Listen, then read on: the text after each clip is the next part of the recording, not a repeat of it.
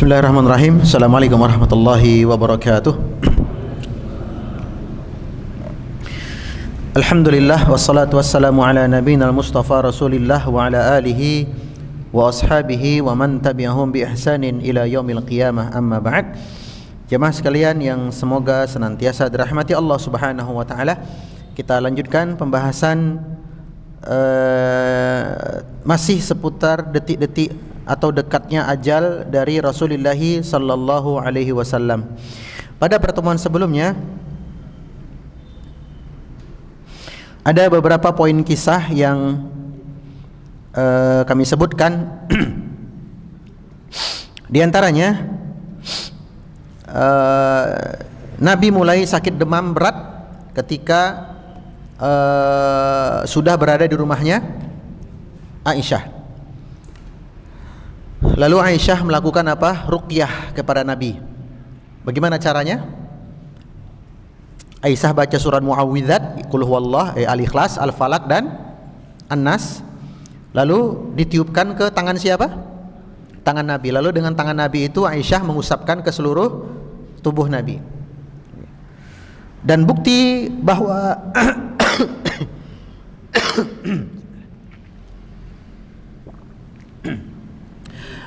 dan di antara bukti yang menunjukkan betapa berat sakitnya Rasulullah SAW adalah hadis yang diceritakan oleh Abu Sa'id Al-Khudri.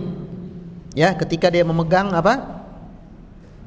Tangan Nabi dari balik selimut. Ya seperti kita menjenguk orang sakit, ya kan? Kita mau pijit-pijit kakinya, gimana Pak kabarnya? Sudah agak mendingan belum? Nah, Abu Sa'id begitu.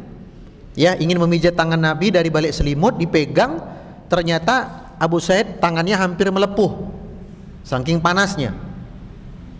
Karena deritanya para Nabi dan Rasul itu minimal 2 kali lipat dari apa yang dirasakan oleh orang selain Nabi. Ya, ini diantara kejadian ya, menjelang wafatnya Nabi Sallallahu Alaihi Wasallam. Kemudian juga kita sebutkan kisah ketika Nabi Sallallahu Alaihi Wasallam memanggil Utsman bin Affan, ya, untuk diajak ngobrol bicara. Karena Utsman ini kan menantu Nabi, ya. Setelah Utsman datang, Nabi meminta kepada Al-Fadl Ibnu Abbas untuk membuat beliau duduk, bersender begitu, ya. Lalu Nabi memegang pundaknya Utsman begini, dipegang begini, ya. Apa kata Nabi sallallahu alaihi wasallam? Wahai Utsman, ya, seandainya aku masih punya putri yang masih hidup, niscaya akan aku nikahkan juga dengan engkau. Namun ya putriku sudah habis, ya. Tersisa Fatimah. Fatimah pun sudah menjadi istrinya Ali bin Abi Thalib. Lalu Nabi membisikkan beberapa kalimat, ya, kepada Utsman yang membuat wajah Utsman itu berubah, ya, pucat begitu, ya. Kemudian apa kata Nabi sallallahu alaihi wasallam? Ya Utsman, di antara petuah-petuah Nabi, ya, di bagian akhir apa? Ya Utsman, innallaha muqammisuka qamisan. Wahai Utsman, sesungguhnya Allah Azza wa Jalla di masa mendatang akan memakaikanmu gamis atau jubah. Fa in aradakal munafiquna ala khal'ih, apabila orang-orang munafik hendak merampas, merebut jubahmu itu, fala takhla'hu hatta talqani, jangan kau berikan jubah tersebut kepada mereka sampai kau menemui aku di telaga. Apa ini maksud jubah di sini tadi? Kedudukan atau khalifah, ya. Dan Nabi sudah mengasih tahu kepada Utsman bahwa di masamu nanti akan ada orang yang mau mendongkel dirimu dari kekuasaan, ingin merebut jabatanmu. Maka pertahankan, jangan engkau kasih kepada mereka apapun alasannya, meskipun kau harus mati. Makanya Utsman menjadi tragedi besar kaum muslimin, ya, dibunuh oleh orang-orang munafik Khawarij, yang mana saat itu Utsman sedang berpuasa dan sedang membaca Al-Quran. Sampai-sampai mushaf Al-Qurannya Utsman itu banjir darahnya Utsman, ya. Sampai di situ, ya, kisah kita kemarin. Lanjut. Ini semakin mendekati harinya, ya, semakin mendekati hari H.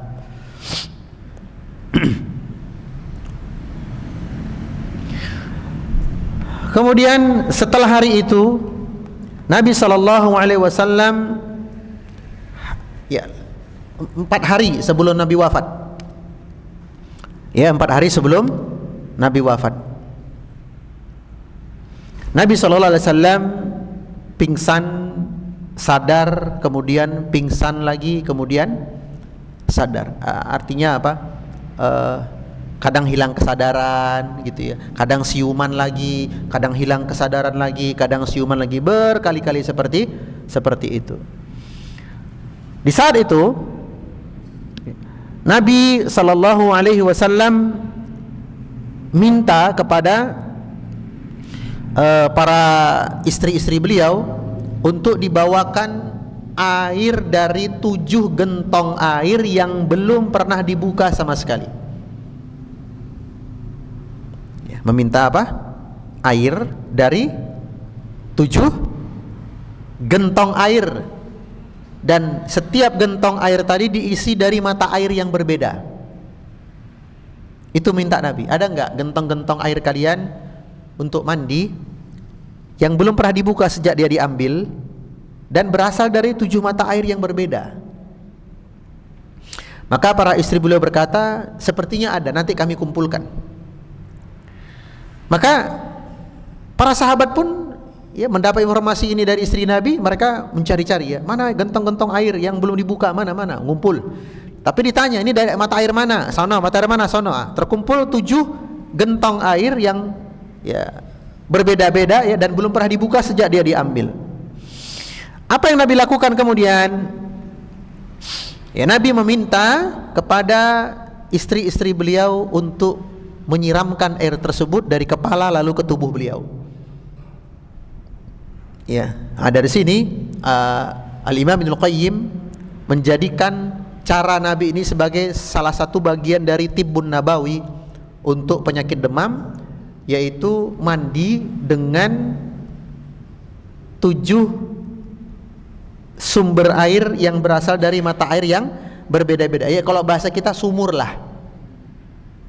Ya, sumur yang sana ambil airnya sak cidukan, sumur yang sana ambil air sak cidukan. Ya, setelah 7 cidukan itu sudah ada, maka diguyur badan pakai air tersebut. Ya. Ini yang Nabi minta kepada keluarga beliau. Lalu beliau berkata apa? Ketika pas siuman itu ya, mana air tadi? Ini wahai Nabi, sudah ada. Nabi berkata apa? Siramkan aku, mandikan aku dengan air tersebut. Mudah-mudahan aku jadi seger. Minimal ya rodok-rodok apa? Lumayan lah, ya, rodok lumayan awae. Maka istri-istri Nabi itu bergotong royong ya. Masya Allah, nih para istri yang berbakti merawat satu suami. Ya. Ada yang memegang tangan Nabi kanan, ada yang memegang tangan Nabi yang kiri. Ya, ada mengambilkan air, ada yang mengguyurkannya, ada yang menggosok-gosokkannya sampai bagian kaki Nabi. Ya, terbasuh semuanya, sudah terbasuh semuanya. Nah, setelah itu Nabi kemudian apa? Agak seger. Ya benar agak apa? Agak segar ya. Setelah beliau rasa tubuh beliau agak segar, beliau berkata apa?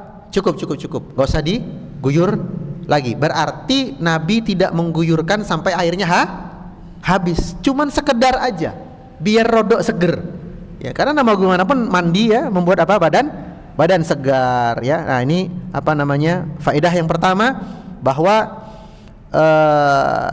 ada dianjurkan dari Tibbun Nabawi sebagaimana penjelasan Ibnul Qayyim untuk orang demam tinggi ya diguyurkan dengan air yang diambil dari 7 sumur yang berbeda. Namun sekali lagi, ini bukan menjadi satu-satunya obat dan bukan menjadi wajib hukumnya. Ya, ini pilihan Nabi di antara sekian banyak apa? Pilihan. Jadi tidak boleh kita paksa orang yang demam itu, sini tak anjurkan sunnah Nabi ya, tak guyur. Sebab ada orang yang justru ketika demam diguyur bablas.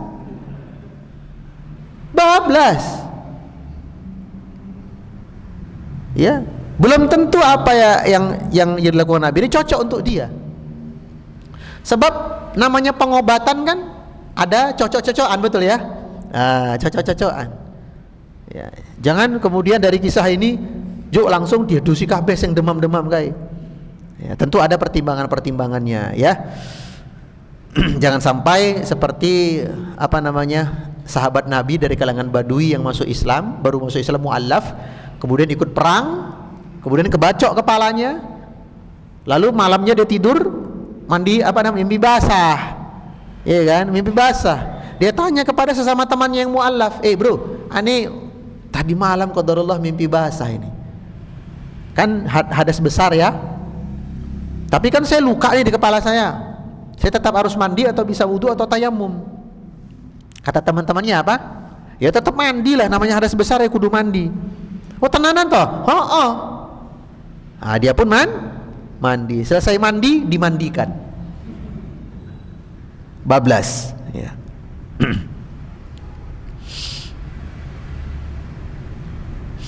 Lalu beliau meminta bantuan kepada Al-Fadl bin Abbas untuk apa? Untuk membopong beliau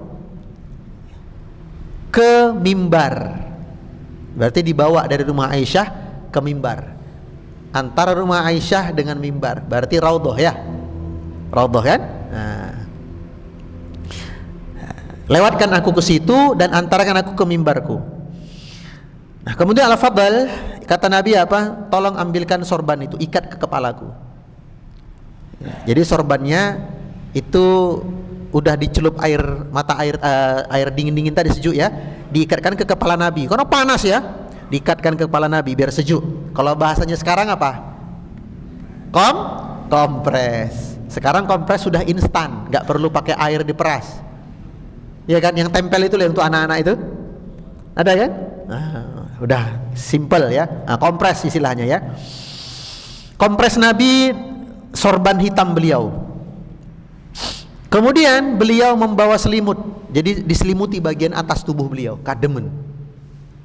Dan itu beliau dibopong oleh Al-Fadl, oleh Ali bin Abi Thalib dan sahabat yang lain ya. Bergantian mereka membopong Nabi. Waktu itu mereka membopong Nabi dalam keadaan Nabi sudah tidak bisa berjalan.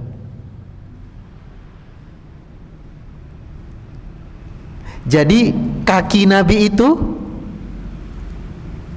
apa namanya kalau nggak bisa gerak tapi kena tanah itu tergeret ya, terseret-seret di tanah itu, benar-benar sudah lemas beliau. Ya gimana nggak lemas, demam 2 kali lipat kita kok. Lah kita demam 39 aja demam keret di rumah, ini 2 kali lipat kita, gimana coba? Lemas sekali beliau. Lalu beliau naik mimbar untuk memberikan nasihat terakhir kepada para sahabat. Dan itulah terakhir kali beliau naik mimbar beliau. Ya, 4 hari sebelum beliau wafat. Itu terakhir kali. Kemudian Nabi hanya duduk, jadi senderan ya, duduk di mimbar beliau. Mimbar beliau kan 3 anak tangga ya, 1, 2, 3. Nah di bagian atas undu-unduan itu beliau apa? Duduk, kemudian bersandar kepada tubuhnya Al-Fadl ya. Nah, Al-Fadl memegang Nabi begini biar nggak oleng jatuh ya dari belakang. Nabi bersandar begini, kemudian di belakang ada Al-Fadl. Kemudian beliau berkata, jadi setelah memuji Allah, alhamdulillah, kemudian bersalawat, salatu wassalamu ala rasulillah, muqaddimah biasa ya.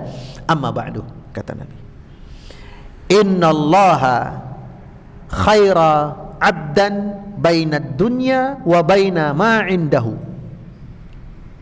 Sungguhnya ada seorang hamba Allah,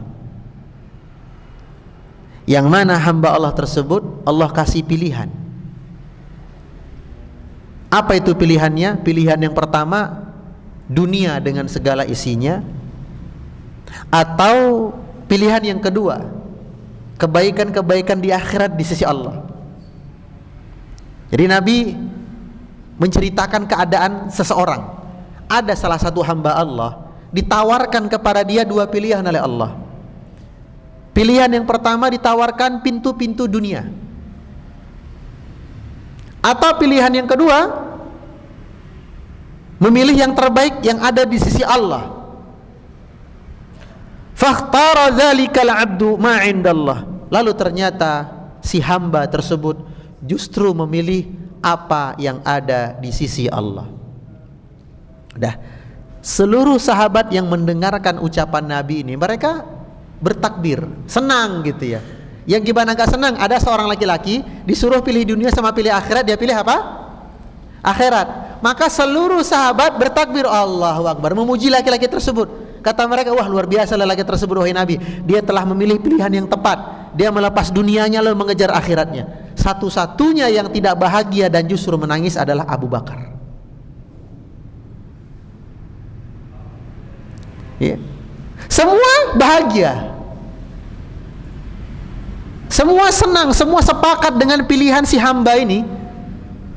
Ditawarkan dunia atau akhirat, dia pilih akhirat. Kata mereka, barakallah, ini pilihan yang tepat, ini pilihan yang benar. Masya Allah, Masya Allah. Satu-satunya yang menangis siapa? Abu Bakar. Abu Bakar menangis terseduh-seduh sampai terisak-isak. Lalu Abu Bakar berkata, ya Rasulullah, wahai Rasulullah, sungguh demi bapak ibu kami sebagai tebusannya, kami siap menebus engkau ya Rasulullah. Ini ungkapan Arab yang artinya sangat-sangat sedih gitu ya. Melihat Abu Bakar menangis terseduh-seduh menghadap Nabi, maka Abu Sa'id Al-Khudri yang tadi habis jenguk Nabi, ya kan, dan ikut membantu Nabi juga di bawah pengganti-gantian, heran. Bahkan semua sahabat waktu itu heran. Lainnya tersenyum, lainnya Masya Allah, khair, itu pilihan yang baik. Abu Bakar malah nangis ceguan-ceguan begitu sungguhan. Fa'ajibna ila Abi Bakar, maka kami terheran-heran dengan tangisannya Abu Bakar ini. Ya. Lalu mereka berkata, ya Rasulullah, unzur hadzal rajul. Ya Rasulullah, lihat laki-laki ini. Abki ma tabki. Dia malah nangis tersegu-segu ya. Apa namanya sampai gitu ya. Dia malah nangis terus. Yang lain kita senyum, bahagia, tertawa, bertakbir, Masya Allah. Dia malah menangis. Lihatlah laki-laki ini wahai Nabi. Ya. Bagaimana mungkin dia menangis? Wong Nabi mengkabarkan ada seorang hamba disuruh pilih dunia atau pilih akhirat, dia pilih akhirat. Harusnya bahagia dong, kok malah menangis? Itu perkataan mereka. Namun Nabi terdiam, Abu Bakar pun diam saja. Ini menunjukkan kedalaman ilmunya Abu Bakar. Ingat ya, hafalan dengan kedalaman ilmu itu beda. Meskipun dari sisi hafalan hadis Abu Bakar ini kalah dari siapa? Abu Hurairah. Kalah pula dari Anas bin Malik. Kalah pula dari Jabir bin Abdullah. Kalah memang. Tapi untuk pemahaman ilmu agama Abu Bakar tiada duanya. Gak ada bandingannya. Salah satu bukti yang menunjukkan kecerdasan dan ketinggian pemahaman Abu Bakar, ya ini Abu Bakar nangis di saat orang lain ketawa. Karena Abu Bakar faham apa yang dimaksud Nabi. Sahabat-sahabat lain gak mudeng. Mereka mengira laki-laki ini siapa gitu, si fulan siapa. Padahal laki-laki yang dimaksud adalah Rasulullah itu sendiri. Jadi justru dengan ucapan Nabi ini, Nabi sebenarnya hendak mengkhabarkan kepada seluruh para sahabat bahwa Allah telah menawarkan untukku antara dunia atau akhirat, lalu aku memilih akhirat. Artinya waktuku sudah sangat-sangat dekat. Makanya Abu Bakar menangis terisak-isak. Belum siap berpisah dengan orang yang paling dia cintai.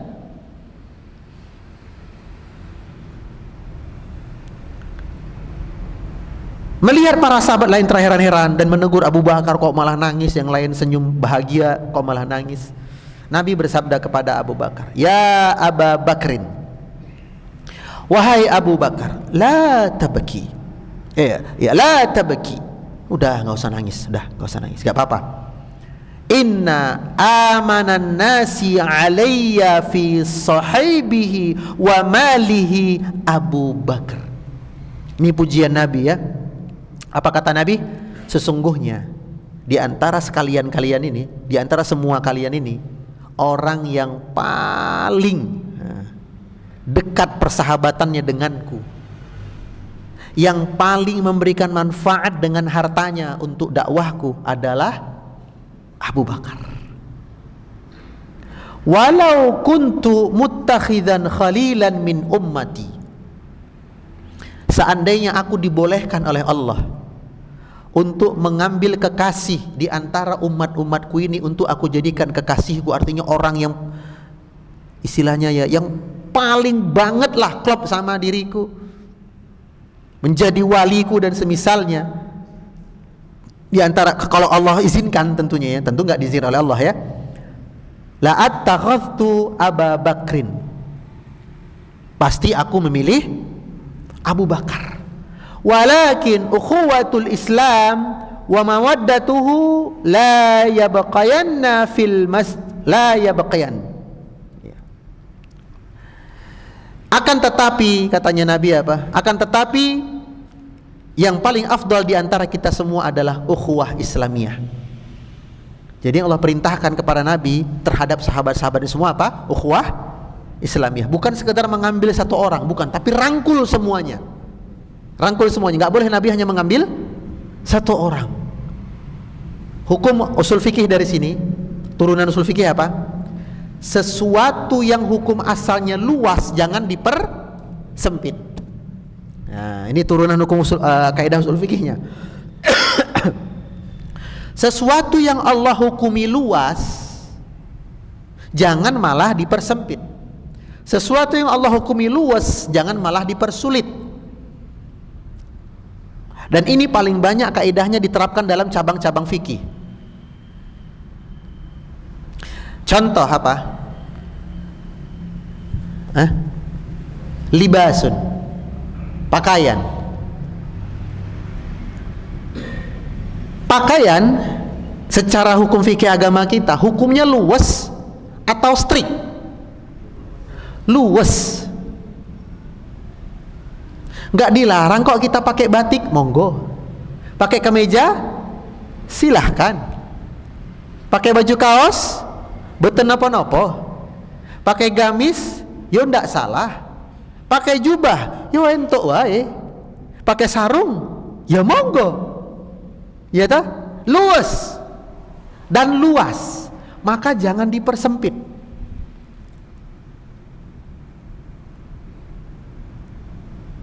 Ini hukumnya luas, ini luas, jangan dipersempit.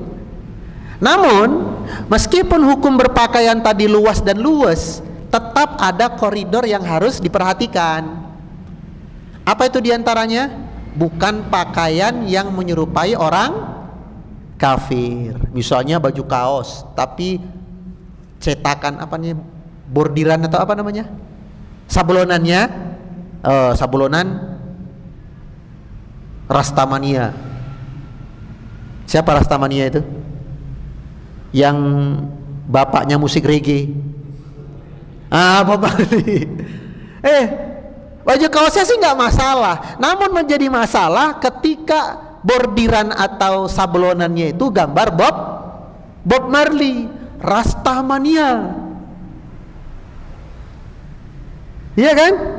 Nah, itu baru bermasalah. Apalagi dipakai sholat. Ini kan ngajak orang nyimeng namanya. Atau apalagi contohnya, jangan yang ketat membentuk lekuk tubuh. Dan ini berlaku bagi laki-laki maupun perempuan. Makanya contoh, bukan perempuan doang yang dilarang pakai ketat, laki-laki yo dilarang. Makanya kadang saya heran, ada orang sudah aktif dalam masjid, ngurus ibadah macam-macam, begitu gue sepedaan celananya ketat.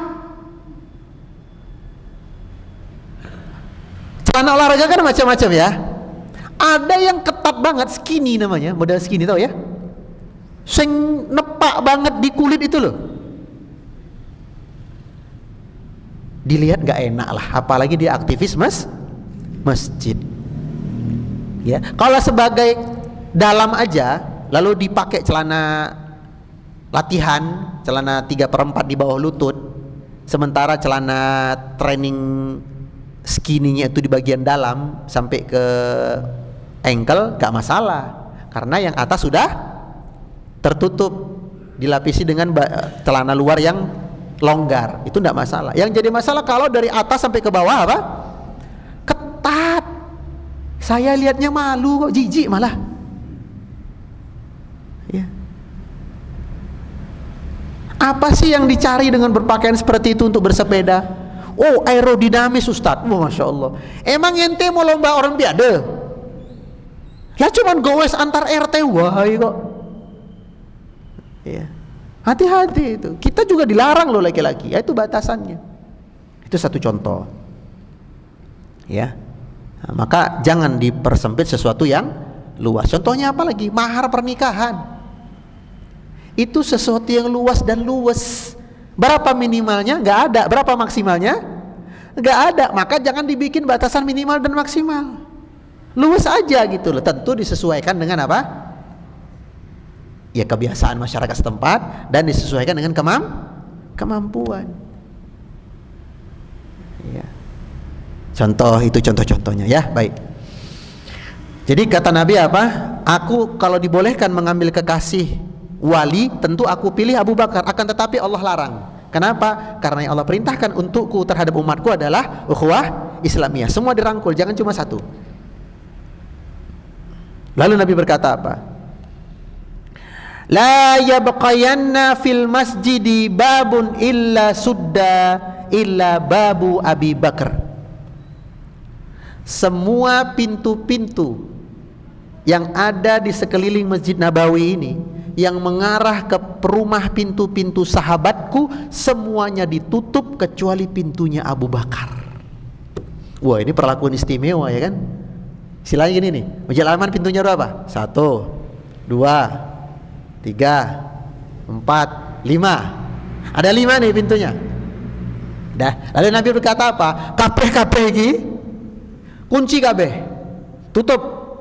Satu-satunya pintu yang boleh dibuka pintunya apa? Abu Bakar. Pintu yang mengarah ke rumahnya Abu Bakar. Adapun pintu yang lain mengarah ke rumah Umar, mengarah ke rumah siapa, tutup kabeh. Satu-satu yang boleh dibuka pintu masjid yang mengarah ke rumahnya Abu Bakar. Nah, apa maksud Nabi ini?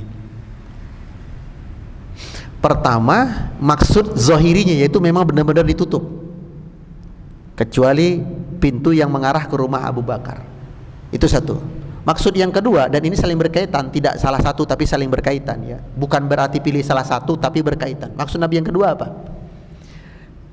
Pengganti setelahku bukan yang lain kecuali Abu Bakar. Tidak ada yang lebih pantas menggantikan kedudukanku untuk memimpin umat ini setelahku kecuali Abu Bakar.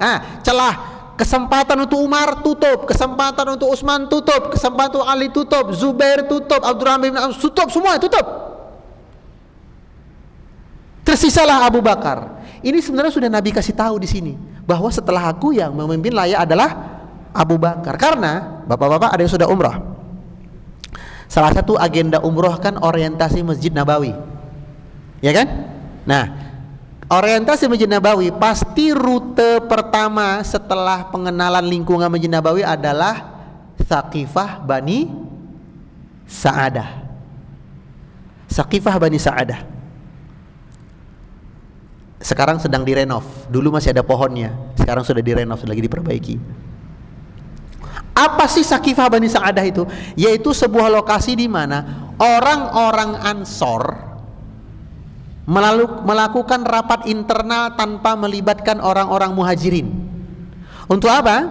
Untuk mereka memilih siapa pemimpin berikutnya. Nabi sudah wafat.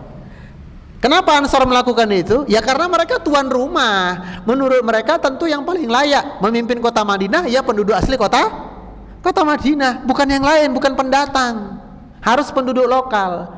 Nah, mereka nggak tahu dengan keterangan Nabi ini, mereka nggak paham dengan hadis Nabi ini. Ya. Mereka lagi rapat ini, lagi rapat. Nah, ada orang muhajirin ikut nimbrung, dikira ini rapat umum gitu ya kan. Lalu orang Ansar bilang, enggak, mohon maaf, orang muhajirin nggak diundang, kamu nggak diajak, ya, keluar. Orang muhajirin penasaran, apa yang mereka rapatkan kok kami nggak boleh ikut. Lalu mereka mengadu kepada Abu Bakar. Ini di hari di mana Nabi satu hari setelah Nabi wafat. Iya. Lalu mereka rapat, dilihat oleh muhajirin, lalu mereka muhajirin nggak boleh masuk, lapor sama Abu Bakar. Abu Bakar, orang-orang Ansar sedang rapat. Kayaknya rapat penting, mungkin transisi jabatan. Abu Bakar, baik, aku akan ke sana. Tak, assalamualaikum.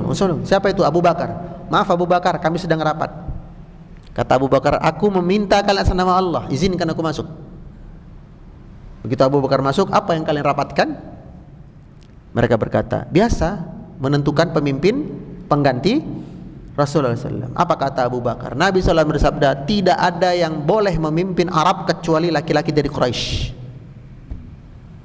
Nah, ya, tidak boleh memimpin kaum Arab ini kecuali laki-laki Quraisy. Disitulah orang-orang Ansar tahu, sadar, memang untuk jabatan pemimpin bukan jatahnya orang Ansar. Ya, bukan Abu Bakar berarti rakus jabatan, bukan. Tapi Nabi yang suruh, tidak ada pintu yang terbuka kecuali pintunya Abu Bakar. Lihat lagi-lagi kedalaman ilmunya Abu Bakar. Sahabat-sahabat yang lain mengira ini hanya masalah teknik sipil. Masalah bangunan, pintu lain tutup, mungkin apa. Mereka nggak paham ini maksud Nabi ini. Kesempatan bagi orang lain untuk menggantikanku sudah tertutup. Satu-satu yang berhak siapa? Abu Bakar. Ya, lagi-lagi ini menunjukkan dalamnya ilmu Abu Bakar. Lalu Nabi SAW bersabda lagi, kita lanjutkan ya khutbah Nabi. Ala wa inna man kana qablakum kanu yattakhidhuna qabura anbiya'ihim wa salihimul masajid. Ketahuilah, sungguh hancur dan binasanya orang-orang sebelum kalian, yang mana gara-gara itu mereka diazab oleh Allah, dihukum oleh Allah, yaitu tatkala mereka menjadikan kuburan nabi mereka dan kuburan orang-orang saleh di kalangan mereka sebagai tempat ibadah.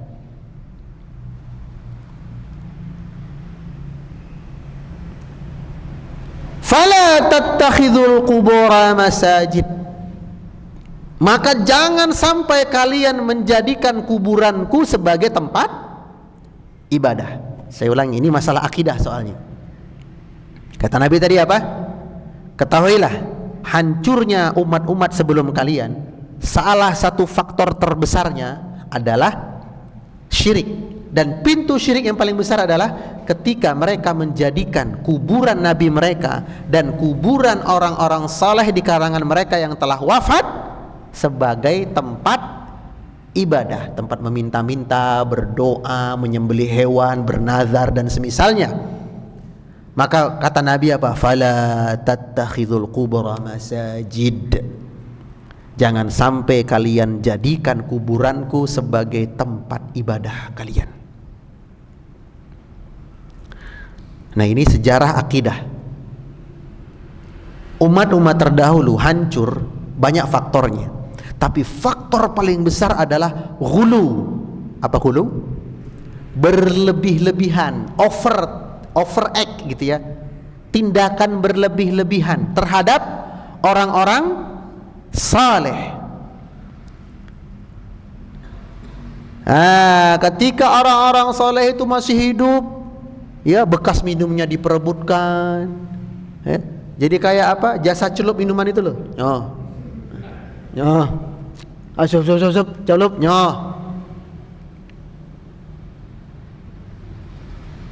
Mereka menganggap itu sesuatu yang baik. Lalu ketika orang soleh ini mati, makin menjadi-jadi pengagungan mereka. Dijadikanlah kuburan tadi tempat meminta-minta, berharap, berdoa, bersujud, menyembelih, menunaikan nazar. Masya Allah. Ini peringatan Nabi 14 abad yang lalu. Seolah-olah Nabi sudah mewanti-wanti, setelahku nanti akan banyak kuburan dijadikan bisnis cuan. Akan banyak kuburan-kuburan dijadikan tempat ibadah yang mana pasti itu UUD, ujung-ujungnya duit. Itulah sebab mengapa pengabdi kubur ini paling takut dengan dakwah tauhid. Karena apa? Mengancam urusan perut mereka. Ini tantangan. Bagaimana upaya kita untuk membersihkan saudara-saudara kita dari penyimpangan masalah akidah. Nabi melarang kuburan jadi tempat ibadah. Umatnya malah sengaja dengan penuh kesadaran meminta kepada yang katanya kuburan wali, kuburan orang saleh, kuburan keramat, keramat jati. Oh, itu Jakarta ya. Kuburan wali, wali murid, wali santri, wali apalah. Kenapa sampai sejauh itu penyimpangan kaum muslimin? Jawabannya karena mereka tidak terima dengan dakwah tauhid. Mereka menjauh dari dakwah tauhid. Mereka menganggap dakwah tauhid ini dakwah yang bisa memecah belah umat. Mereka menuduh dakwah tauhid ini dakwah aliran keras. Pada dakwah tauhid ini dakwah yang paling menginginkan saudaranya mendapatkan hidayah, mendapatkan al-haq, dan menjauh dari dosa besar yang bisa membatalkan keislaman. Para pendakwah tauhid inilah yang paling besar kasih sayangnya kepada umat. Kenapa? Karena ingin menyelamatkan mereka dari dosa besar yang paling besar, yang akan menghapuskan seluruh amal mereka. Bahkan sebelum amal mereka terhapus, duit mereka sudah hilang terlebih dahulu. Dikuras habis dengan perilaku kesyirikan ini. Dikuras oleh dukun, dikuras oleh juru kunci kuburan, dikuras oleh kiai-kiai yang menjual agama demi cuan. Tapi mereka nggak sadar dengan itu. Nah, kita datang menasihati mereka supaya jangan sampai udah duit habis, akidah terkikis. Tapi anehnya setelah upaya kita seperti itu, kita dituduh macam-macam. Kan aneh. Tapi nggak usah bingung. Kenapa? Nabi sudah kasih tahu juga 14 abad yang lalu, badal islamu ghariban fasayu'udu kama bada ghariban fatuba lil ghuraba. Islam itu ketika datang pertama kali di kota Mekah dianggap aneh. Agama opo iki? Ajaran opo iki? Kok nggak boleh meminta-minta lewat berhala ini? Ini kan orang soleh kami dahulu. Kami nggak menyembah mereka, kami tetap menyembah, berdoa, beribadah kepada Allah. Hanya saja kami merasa nggak pantas kalau langsung berdoa kepada Allah. Kami hina, kami penuh dosa, kami kotor. Supaya doa kami sampai kepada Allah, kami titip kepada orang soleh yang sudah meninggal ini, supaya doa kami dia antar. Jadi ada jasa kurir paket doa. Nah, diantarkan kepada Allah. Pada Allah perintahkan apa? Ud'uni astajib lakum. Doa langsung kepadaku, kukabulkan. Ya. Maka tidak boleh menjadikan kuburan sebagai tempat ibadah. Kalaupun hendak ditegakkan ibadah di kuburan, cuma dua yang boleh. Pertama, ibadah hati, yaitu tazkiratul maut, mengingat-ingat apa? Kematian. Itu kan tujuan kita ziarah kubur kan? Mengantarkan jenazah tetangga kita yang meninggal, kita hantarkan sampai ke liang lahatnya, kita lihat prosesnya. Itu untuk mengingatkan bahwa kita bakal nyusul. Ya kan? Orang yang kita tanam hari itu, dulu atau pekan kemarin, dia barusan nanam orang. Seminggu lalu dia masih berada di atas tanah, sekarang ini sudah berada di bawah tanah. Artinya apa? Kita bakal nyusul juga. Itu yang dimaksud tazkiratul maut. Itu fungsi ibadah pertama di situ. Ibadah yang kedua yang bisa kita kerjakan di kuburan adalah mensolatkan jenazah kalau kita belum sempat mensolatkan. Udah, jangan meminta-minta di situ. Ya Syekh Abdul Qadir Jailani, ya Syekh Badawi, nggak boleh. Ini tawassul dosa besar yang bisa membatalkan keislaman seseorang. Ya, maka hati-hati. Nah, inilah penyebab hancurnya kaum terdahulu, ya. Lalu apa kata Nabi? Fala tattakhidul qubur masajid. Jangan jadikan tempat ibadah, jadikan kuburanku sebagai tempat ibadah. Makanya setelah Nabi wafat dan dikuburkan, gak ada ceritanya Abu Bakar datang. Abu Bakar datang ke rumah Aisyah untuk jenguk Aisyah, lalu mengucapkan salam kepada Nabi, bukan untuk berdoa di pinggir makam Nabi. Cobalah, ada nggak satu hadis aja atau satu riwayat aja di segala kitab sahih atau kitab sunan, kitab hadis, satu aja riwayat, nggak usah banyak-banyak, satu aja yang menceritakan bahwa Abu Bakar datang ke rumah Aisyah lalu menyapa Nabi di kuburan Nabi lalu berdoa, ya Rasulullah, tolong dong sampaikan doaku kepada Allah. Ada? Tidak ada. Apakah Abu Bakar demikian rendah ilmunya atau nggak tahu? Abu Bakar nggak tahu tuh. Abu Bakar orang yang paling alim, paling faqih, paling cerdas, paling tinggi pemahamannya akan perintah Nabi Sallallahu Alaihi Wasallam. Nggak pula Abu Umar, nggak pula sahabat, nggak ada. Muncul pertanyaan,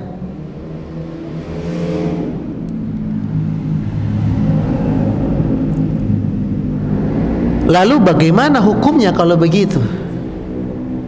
Masjid yang ada kuburannya. Iya, kita flashback ya, flashback pelajaran beberapa tahun yang lalu.